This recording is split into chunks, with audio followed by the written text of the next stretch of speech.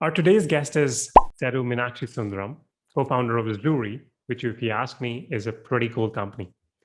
His company recently raised $2 million in seed funding. He left Singapore to come and work with his team in India.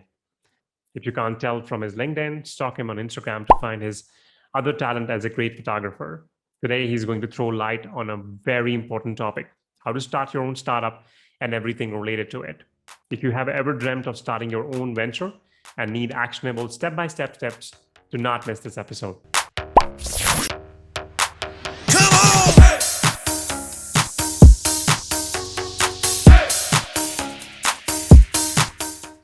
Welcome to episode 11 of Sales Spin. Today we have Sethu, co-founder of Zluri, and I'm really happy to have him because today we're going to discuss the topic which is very close to my heart and very close to a lot of people who are watching this for the first time. And a lot of SDRs, a lot of salespeople have come to me and discussing around the same topic. So thank you so much, Sethu, for coming on the show. All right, thank you for having me, Rahul. Are you back to Bangalore? Because last time we spoke, you were in Singapore. Yeah, back to Bangalore. When I came, we had an office, working from office, and then back to our homes now.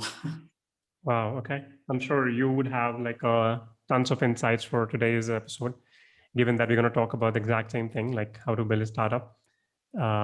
Because I'm sure there are people like me, there are people who are probably getting into the startup world right now. Then they might aspire to maybe open up the startup sometime. So, Sethu, I did not send you the format because there is none. I'll tell you how this goes. It's very candid. That's the whole reason we don't want people to really come with prepared answer. Otherwise, that candidness, that honesty kind of is lost, right? So I'll tell you, it's going to be very simple, nothing rocket science. So we're going to spend 15 minutes just to get to know you as a person, as your personality, because that'll help me introduce you in a better way. And maybe if you could talk about a little about what led you to, let's say, start Zluri, what Zluri does. And I'm going to record that, but that's not going to be the part of the actual airtime. Then we're going to rejoin because I have a 40-minute limit. It's my personal account. So we would have to rejoin. And after that will be like a full thing, which we're going to air. Okay. For that, I have prepared the question. I'm going to give you the idea of the question I have, which I've already shared with you on the LinkedIn message. It's on the lines of, should you start a startup? Or when should you do that? How to do that, how to find an idea, how to settle on an idea, how to protect the idea, how to find a co-founder if you're, let's say, not a techie person, and how to get the funding. And I'm sure we will have tons of questions from that. Is that fair? Sure. Okay. Yeah, let's go with the flow. So let's start with how are things going right now with Zluri. I remember last time, I think you guys have gone, taken leaps since we last talked. It's been like 7-8 months, if I'm correct. Yeah, I think when we spoke, it was just an idea, right? We did not have even a complete thought-through model. So today we have a close to 20-member team. Wow. Across product, tech, sales, marketing, and whatnot. So I think we built that team since then. Obviously I relocated back to India with my family amidst the pandemic that happened. Mm-hmm. And we raised VC capital. Seed capital of 2 million. Notable investors, so to say. And also we had done the initial product launch. We onboarded about 35 customers so far, a mix of both free and paid. We processed about 25,000 employees data on our platform. So I think so much has happened since then, but I think we're just getting started. Okay. I remember, and I'll be very honest, this is something which I've told you as well earlier. I think there are tons of startup, and I think what Zluri does is something which I talked to my co-founders years back. There should be a company around this which helps us tell us. And this is a problem with every growing company, right? Even right now, I'm sure we're probably not at this stage, but I'm sure probably in 1 year, we'll probably have the same problem where we have tons of tools and we don't know which one are we using, which one we're not, because we don't have the time. And at the same time, I'm thinking from the founder's perspective, and they must be, hey, I would rather make more money rather than thinking about where I can save. But at the same time, money saved is also money earned, right? In a way. Could you, and again, this is my understanding, could you maybe tell the viewers, let's say, how did you come with the idea of Zluri and what Zluri does, first of all? I'm sorry. Okay. So I think today, all of us are living in a subscription first world, be it as consumers or as business, right? And every business model, right from the big 5 software vendors, as they call it, Microsoft, SAP, Adobe, Oracle, all of them have pivoted their entire business model to subscription software. So nobody's buying perpetual license software, so to say. And every software a customer buying today is living on the cloud, either public or private. Now, earlier, only IT used to be the software buying layer in a company, right? Which used to be the only entry point inside a company. And there was a clear owner.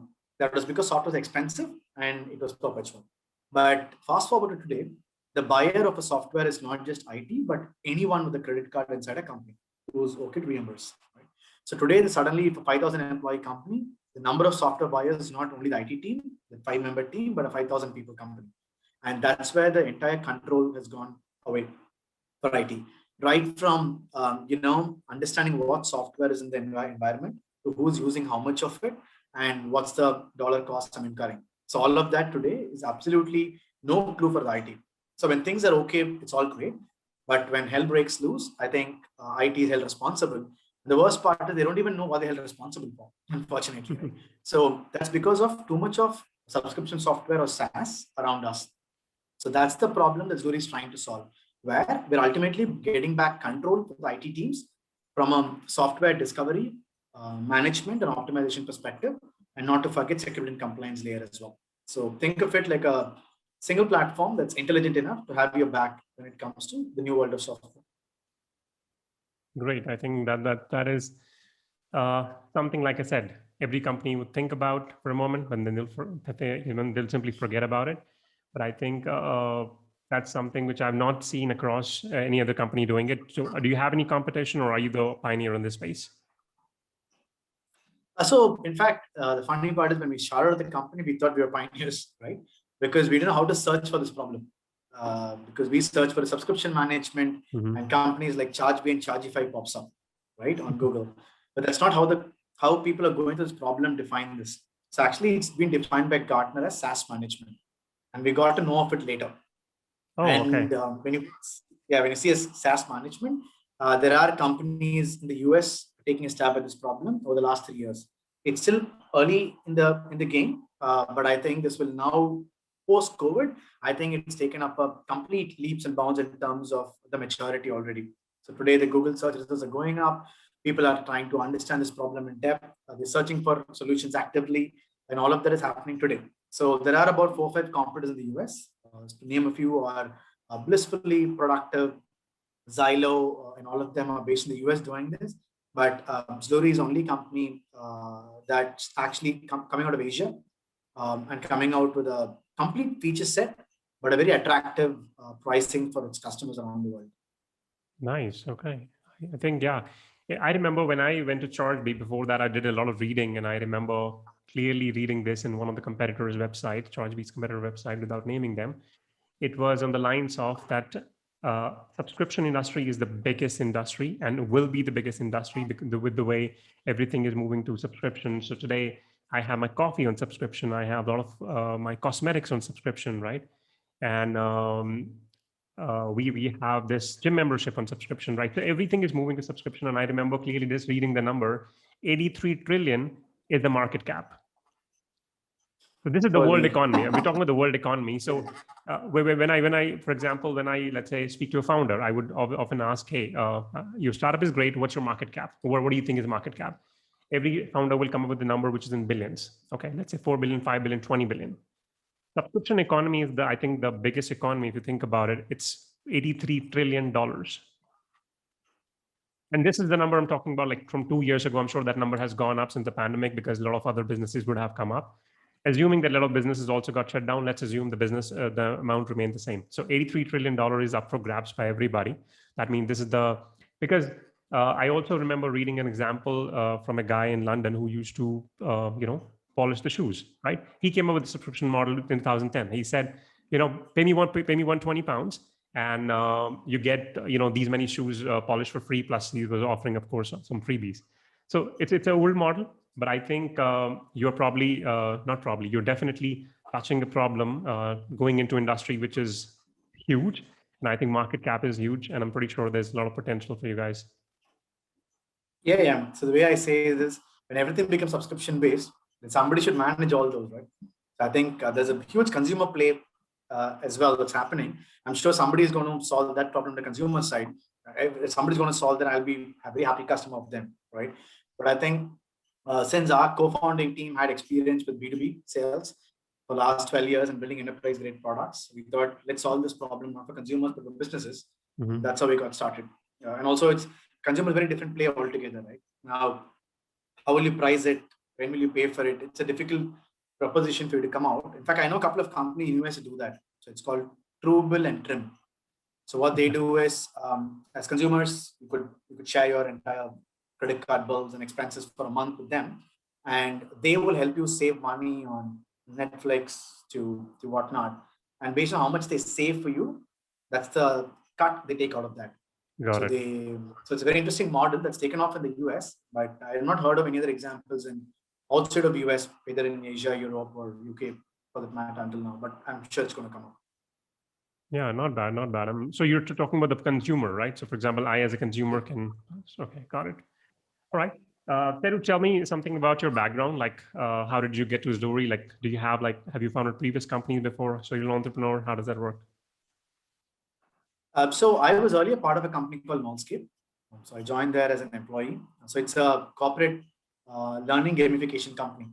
So it was an interesting idea back then where corporate learning, I'm sure you would have sat for 8 hours in a learning training session, right? And you would have probably gone for, I don't know, nice coffee, a nice place, I don't know, whatever, right? And learning probably took a backseat because it was just monotonous at one side. So there was a company that was making gamification to make it interesting, exciting, and simulators around it. So back in the day, I joined there as an employee, but I think grew to become the founding team member eventually. And so my co-founders, Ritesh and Chaitanya, were also from the same company. All of them joined as employees, but eventually became founding team members. And it's during the COVID time when I was in Singapore, and these guys were based in India, is when obviously you told no to offices to save money. And like every founder out there in the world, every CEO was only looking at saving money, right? 2020 April, and I think it's repeating again history. People are looking at optimizing cost.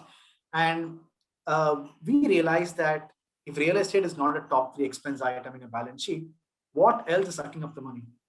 And to our surprise, software was the top 2. We're like, this never hit us, right? We never think of that's the expense software could have. But hey, there it was. And Chaitanya was responsible for managing all the software stack in the company. And he was managing a spreadsheet of 40 software. Right? And the number of the expense number and the number of software did not match up. Obviously, we know something was amiss. So 2 months of exercise, talking to people, understanding what software stack they use. And then Chaitanya wrote a quick bit of code on top of our G Suite engine. And to his surprise, we had 145 applications. He thought 40, by the way. That's almost 3 times. And he wasn't even aware of this. He takes pride in taking control of everything. And there he goes, right? Look at his face then. And then the entire expense that was happening, we realized that almost 20% of the tools was not used in the last 6 months. And we were happily paying for it. And immediately we were able to save about $40,000. Now that's a huge amount of money, even on a normal day. During COVID, it was life-saving, right? And we were like, okay, this is weird. 100 odd people company, this is happening. Is it the reality across all other companies, right? So we quickly spoke to about 100 different companies around the world. Friends Network, out there. India, US, Europe, Asia, APAC, you name it, all geographies, right from 100 employee company to even 20,000 employee company. And guess what? Everybody went through this problem. And the common trend that stood out to us, nobody knew how to define this problem. That's the funny part. So they didn't know there could be a solution. So some people defined it as tech stack problem. Somebody called it as software stack problem. Somebody called it as software, tool optimization problem. Right? There is no one common definition. So the moment we realized, okay, everybody's going through this, but they're not educated. And since we had built a market around an unknown concept called simulators for learning, we thought this is something that we could educate the market on, and we could actually build a product. And I think that's how we got started. And the moment we told this idea to a lot of founders, they connected to the CFO, CIO, and we even got paying customers after that. So it was quite quick, all of this happened. And here I'm talking to you about the experience now. Wow. Okay. That is something. Yeah. I've definitely made notes around this because I have a lot of questions as to how you jumped from, let's say, being an employee to starting a company. And so this is your first time founding a company. That's right. Wow. Okay. I'm gonna circle back this in the live show when we do that. Tell me something about your family. I'm so married with a 3-year-old son. So the interesting part is I still remember when I about to board the flight, my wife told us, she's like, the safest country to be in the world right now, Singapore. And you're pulling us away from here to India. So you better make the Zluri journey worth it. So why did that's you how we come? got Like, into did you have to come?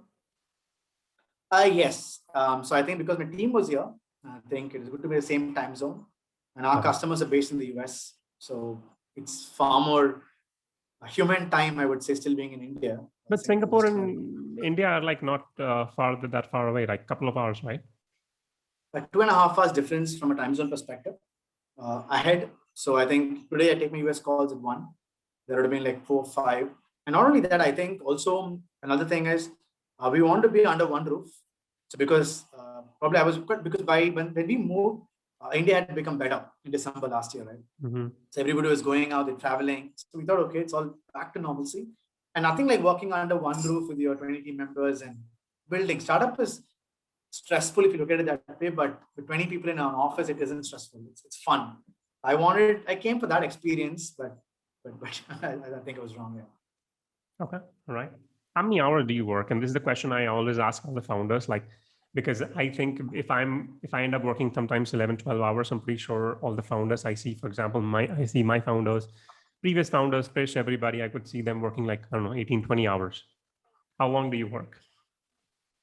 So I think having a 3-year-old at home makes all the difference, I guess, in a way, good distraction. Right. I think I have a strict spend time with them policy, right? So I think I plug myself out.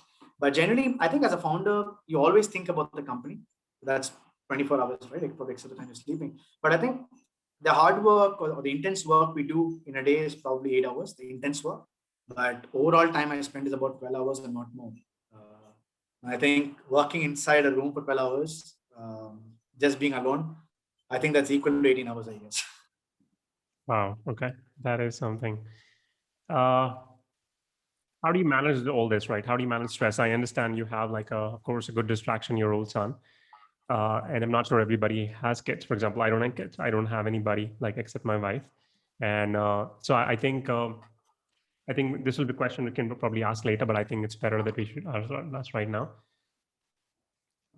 How do you manage the time? Because I believe as a leader, the time management is like one aspect. If you're able to do this well, it can really lead you to glory, success, everything you desire in life. How do you do that? Do you have like time blocks? How do you do that? Okay, so at Zluri, I take a customer facing role. So I think my day depends. The customers want to speak to me. If it's US customers, sometimes I speak till 1, 2, 3 in the morning. So it's never fixed, right? So in that sense. So I know I don't have a schedule every day when I start. So simply put, I think I have 2 rules, right? One is if it can be delegated, I delegate very quickly. So that's an easier thing to do because I think as founders, sometimes you want perfection at everything that you want to do to yourself. Mm-hmm. I think then you become the bottleneck. So I'm very clear if my people make a mistake, that's okay, as long as reversible mistake, right? And number 2, if something is short, quick, and reversible, I take it immediately without thinking too much. But if something is long, irreversible, and expensive, then I take my time to think about it. And that I keep it for weekends, right? I follow these 2 very diligently. Mm-hmm. And I give, so also I think I tell quickly, we should become from a 3-member founding team to a 20-member founding team. The moment that happens, then everybody is thinking like you and they're working, which means you don't have to work 18 hours, right? You can work for 12 hours because everybody else is equally taking that up. And also gives them the ownership today because they think the founders trust them, they can make the mistakes and come back.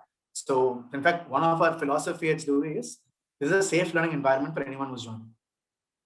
So we call it out loud as we speak, so they at least know that they can do it, right? So these are 2 things that helps me move on quickly without adding up too much to myself. And that way I'm able to sleep for at least 7 hours a day. Awesome. Good to know. I think I had one last question, which was, do you have a technical background or did you like find people who were technically, had a technical background so that you could start? Because I'm sure it would every tech startup would require a lot of coding, all that aspects. And for example, my founder is not someone with a tech background, but the co-founder is. And I'm pretty sure that's how they were able to, let's say, build the product. Do you have something similar story or do you have a tech background? So we have, in fact, 3 of us come with complementary skill sets. So Chaitanya is a tech engineering guy. Been always, in fact, the best part about 3 of us is we did not only, so there are 2 kinds of roles, strategy and execution. So moment only strategy guys come, it's very hard to execute. So it's not only tech and non-tech, but also strategy execution as well. The best part about three of us is we're complementary skill sets. So Ritesh headed marketing and partnerships. I take care of sales and customer success, and Jaganesh take care of tech and product. And between three of us, we're executors as well, and not just people who are in strategy. So I think complementary skill set, people have done that. It was a relatively easier call to come together to start Zluri. Got it. Okay. Thank you. Sethu, I think I have enough information on you. So Sethu, the question I have for you is, when should people start their own startup? All right. So, so before I answer that question, Rahul, I think I would tell you why people shouldn't start up maybe. So one of the reasons you shouldn't start up is because of peer pressure. And you shouldn't start up because you're going to make millions of dollars of money. That's probably never going to happen, right? Very limited chances. And three, you should start up probably because that's going to give you some sort of fulfillment and you're really invested in it. Right? That's when you got a startup. Now, is there a right timing to start up? Answer is no. But I have a sort of a theory. Starting up in early 20s, rather starting up in 20s, you have the energy, but not the experience. Starting up in 40s, you might have the experience, but may not be the energy, right? So probably 30s, you have both in equal measure. So it's a great time to start. And that probably tells you why I started in my 30s, right? So just some sort of framework I tell people. And also, it's not really at the fag end of your life as well, right? And also, you don't have too many responsibilities. And you would have probably earned so much till then, so that you don't have to think about any debts that you got to pay during that time, because all that are added pressure which you can wait off even before starting, right? Because the product market fit, the initial sales, the dollar flow, all of that itself is already a lot of pressure, right? So you don't need everything else. The way I look at it is keep the distractions away, and if all the distractions are gone, then if you have a great idea, then you can probably jump in, right? And give it a 2 to 3 years time, right? So don't give up after 6 months, nothing happening, 8 months, nothing happening. I mean, everything takes time to compound.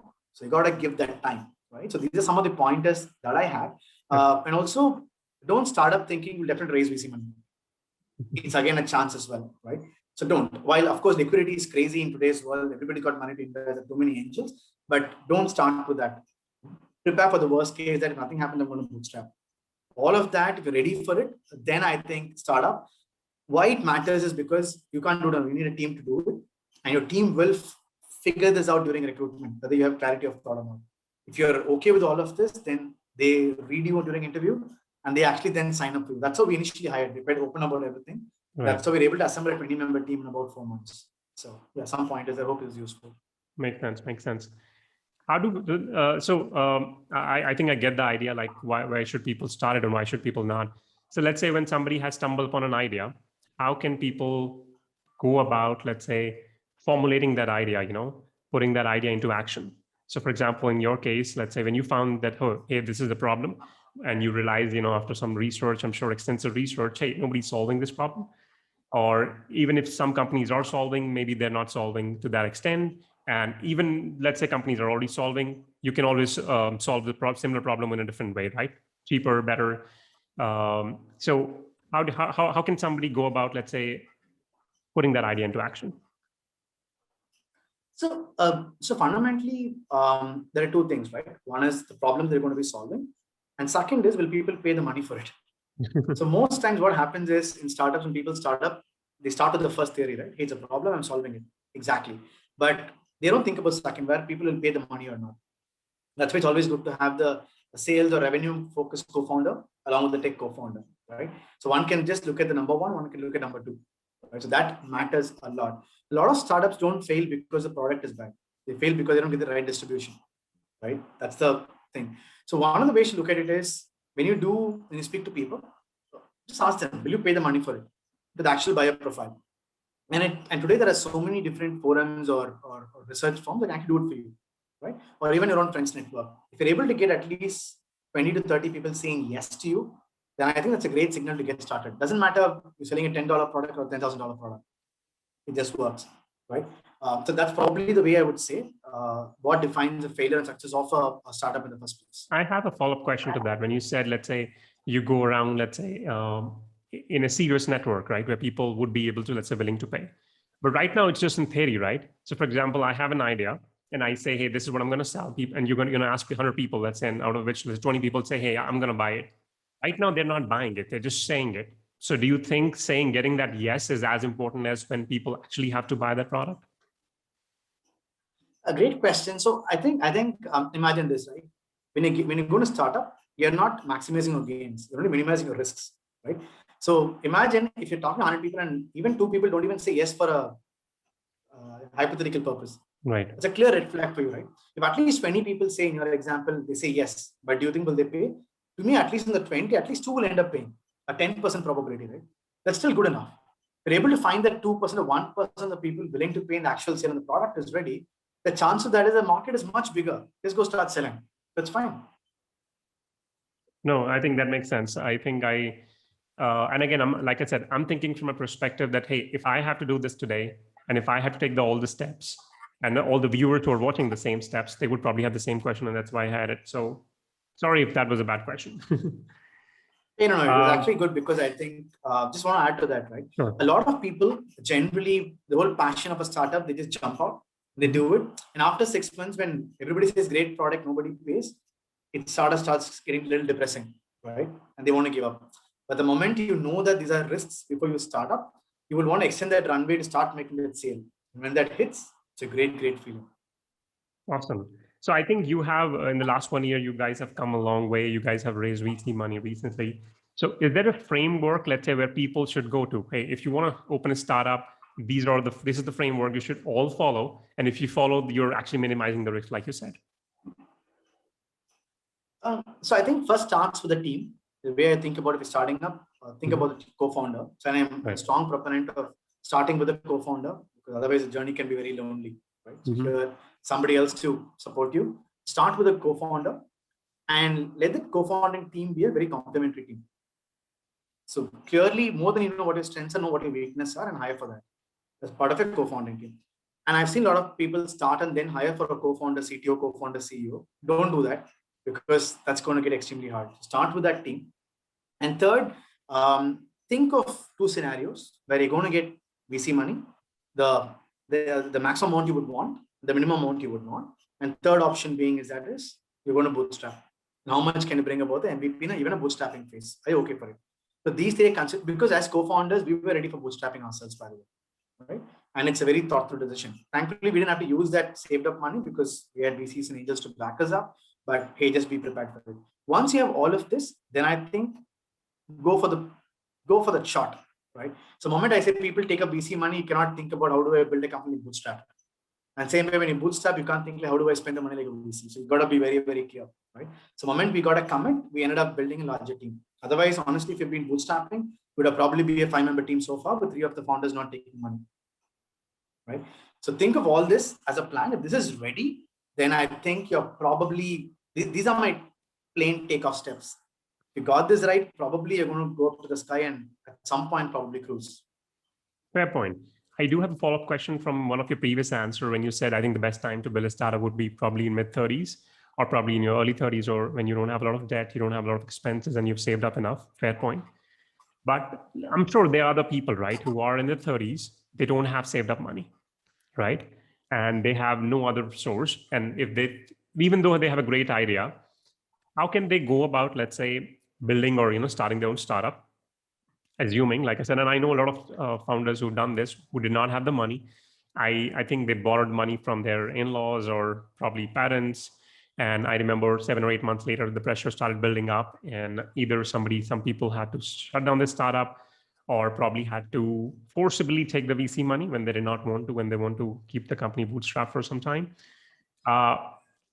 Is there a way, first of all, people can do that, let's say without borrowing money from their parents or let's say known ones? Okay, so I think borrowing money, so that's exactly what I spoke earlier, right, Rahul? So I think anything that's going to add pressure to startup, don't do that. So I think getting money and borrowing money will eventually add up, but you're going to catch up. So to me, in my head, I wouldn't do that. But today, the good part about in India and anywhere in the world today is that angel investing is at its best today, right? So because a lot of people who make good amount of money through exits today, right? Thankful to the ecosystem. So they're all willing to cut anywhere between a 10K to 25K USD checks, right? Even if you say that for me to get the MVP ready, and get some initial 5 customers for the base product who's going to pay me money. So that all I need is $50,000. To raise that from angel isn't a very hard deal to do, right? So like Kickstarter exists for consumer products for raising funds. Today, even for SaaS products, there are a lot of platforms available. Product Hunt, for example. So you can go and pitch your idea and raise. And that's a great way to start to experiment the idea. And I think to me, that's a practically workable idea for somebody who is passionate to start up. No, that is interesting. I honestly had I never thought about this. I knew about an angel investor, but at the same time, sure, there are a lot of SDRs, for example, who are probably approaching their 30s. And I'm sure there are a lot of other people, not just SDRs, all the salespeople, who are probably approaching the 30s would probably want to think about this. That at the same time, I also know a lot of founders who are actually an angel investor, about 10 companies right now. So I'm guessing that's how they're doing it, like you said. Okay, makes sense. So you said, you were able to found, co-founders who were complementing your skills, right? How do you go about finding those people? So luckily for you, these people were in the same company. How can, let's say, people like me, for example, with no tech background, how can we go about, let's say, finding tech founders? Are there other communities we can be part of? So there are a lot of indie hacker communities now, right? So where you could actually go and say that this is my idea. You can't even say your idea, but hey, this is my experience, blah, blah, blah, looking at co-founders. So there are matchmaking sort of sites even for CTO and CEO kind of co-founders. Okay. Right, that's available. So you could look at that option. But I think to me, it's a personal opinion, right? Where to get something like that, I'm not sure the success ratio. I think this is like, so a startup journey is always tumultuous, right? Initial days, product market fit is very difficult. So to me, this is my decision making for life and for anything I do professionally as well, is you got to keep your variables limited, right? And keep the constants higher. So to me, knowing my 2 co-founders for the last 8.5 years is a constant. I know exactly how Ritesh or Chaitanya will take decision, how they behave, who they are at the core of as a person, right? So that brings me less variability as I start building the company. Same goes for them as well, right? But in case you're getting a co-founder you just met yesterday and starting to build today, then you don't know him or her itself is a variable. And that becomes a little harder as you start to build, right? When you want to make a decision, this person takes a decision in the way that you never thought he or she would take. And that gets harder, right? This could be any decision for that matter. So to me, while there are avenues to find out your co-founder, but I think it's better done through some kind of at least 3 to 5 years of an experience, so that it gets easier as you start building. Another way to think of this is you can still build with the co-founder you met yesterday, but it might just take a little longer. So fair point. So what you're suggesting is, while it's a great idea to have somebody whom you've known for years, but it's still okay to partner with somebody, let's say, whom you have met recently. It's going to take longer because, of course, of the way, you want to understand like how both of you would work together. At the same time, it's a long partnership you're seeking. You're not looking for like a short-term, gig, which is going to get over in a couple of years, right? Okay. How can companies, let's say, how does the full funding thing work? Because I'm pretty sure there are a lot of LDRs even I hire right now who have been in the ecosystem for some time. I understand how funding works because I've seen a lot of videos of work with a couple of companies, of course, a lot of companies. So I've seen their journey. So all the viewers, let's say, who are watching this for the first time, who have absolutely no idea about the funding, all they know is, okay, this company got the funding. All they know is, okay, the company has funding. That means they have money. How do companies go about the whole process of raising the funding? So for example, you got the VC funding recently, right? Is that the angel investing? No, that's institutional capital. Right, okay. So how does companies, so I'll tell you the framework, for example, I understand the very basic. You got the angel investing right now. So after some time, of course, you have a revenue target to hit. If you're able to hit that, show some consistent performance month on month, then you can go about raising more capital based on a certain evaluation, based on the market cap, based on, the companies you're going after, the logos you have uploaded, all that stuff, right? Is that how it works? And is that how you will, let's say, go about raising your Series A or the next funding? Yes, I think first things first, right? I think raising a seed round, one thing that people have to know is it's very quick anywhere in the world today, because in a seed, it's only an idea, right? Nothing else.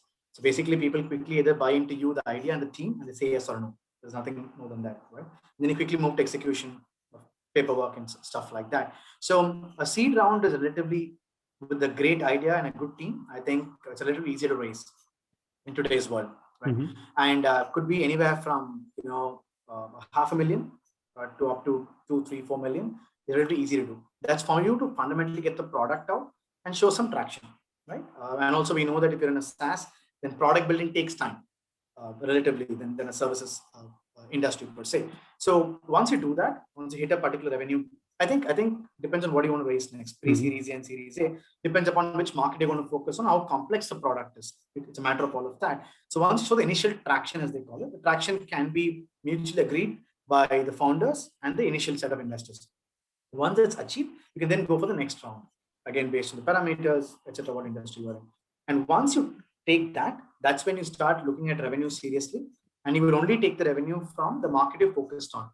If you're building the product for US, then revenue from Asia or Europe might not be factored in, for example, or you have to build just for that market. So once you do that, again based on agreement with the investors, new set of investors who come on board, you then raise the next round. So it's always going to be, what do you say, it's like climbing a mountain that gets bigger and bigger and bigger, right? And probably more complex as well, depends on the industry and the valuation looking at as well. So that's broadly it. And today the good news is to get connected to seed investors and our angel investors. The best part is most VCs are okay to accept cold emails with the idea and a pitch deck. They're willing to review it and come back. So you don't have to worry about are these people going to respond to me or not. They are going to respond to you. I'm just saying this because for the US, they don't have to think they don't have connection in the VC world. It's an equal chance for everyone. Okay, good to know.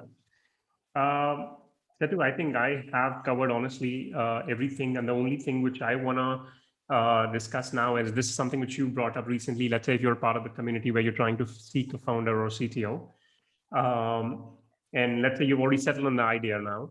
How do you go about protecting that idea? Because you can't go about blabbering all your idea to everybody, because that is exactly your asset, right? And this is one question which has always troubled me. I think I've got like mixed responses from different people. I'm not sure if I'm convinced with any answer. And like you said, if you can't go about blabbering your idea on the communities, right? It's your idea eventually. And it's not about the idea, I believe. I think it's about the execution, correct? So I might have a great idea, but somebody is a great executor. I think if they're able to execute it before, I think there's nothing I can do about protecting it. How can companies go about, how can early stage founders go about like protecting the whole idea? It's a good question, but again, the answer is not straightforward, right? Hey, do this, right? It's not like that. So the way I say that, I think like I rightly mentioned, Michael Dell told about it at some point. Ideas are a commodity, execution is not, right? So also if you see today, let's take the example of help desk, right? There are about 700 help desks out there in the world. Wow.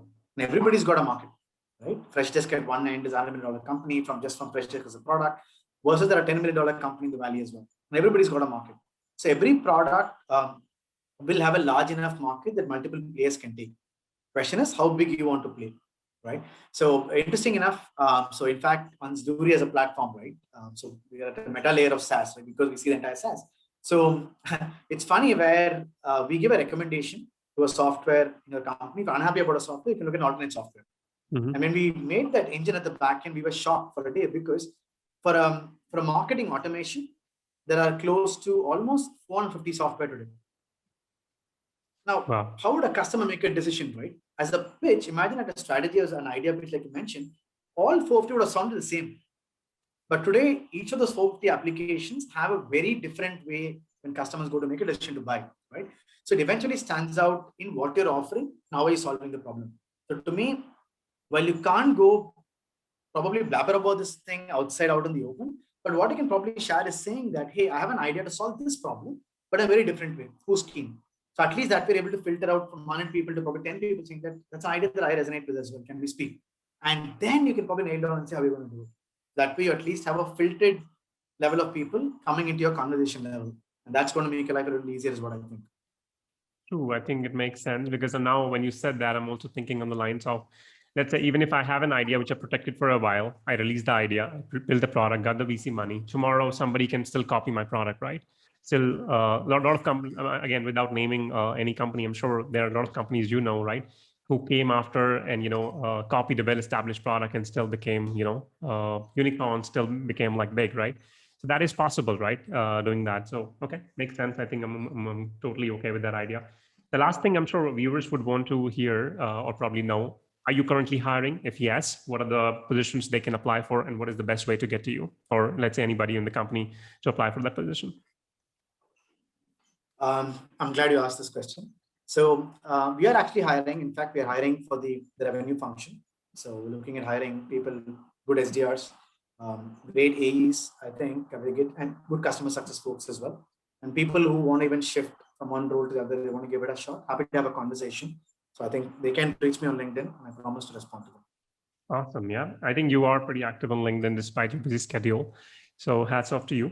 The last thing I usually have in my interviews, Sethu, is a rapid fire where I'm going to ask you a couple of questions.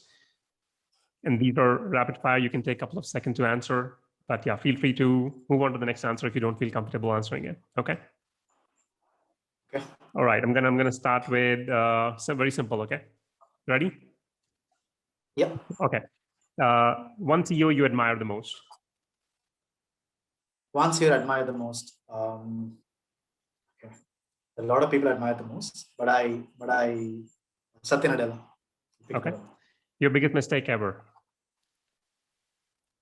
Biggest mistake ever. I had an opportunity to start up something 3 years ago, and I said no to it. Okay. Your favorite SaaS company in India and in the world. Two answers, just one. Sorry? You want one from India and one from the world? Yeah, one from India, one from the world, yeah. One from India, one from the world. From India, it's Chargebeat. Okay. And one from the world, it's Twilio. Twilio, okay. Product or sales, which one is more important? Which one is more important? Dude.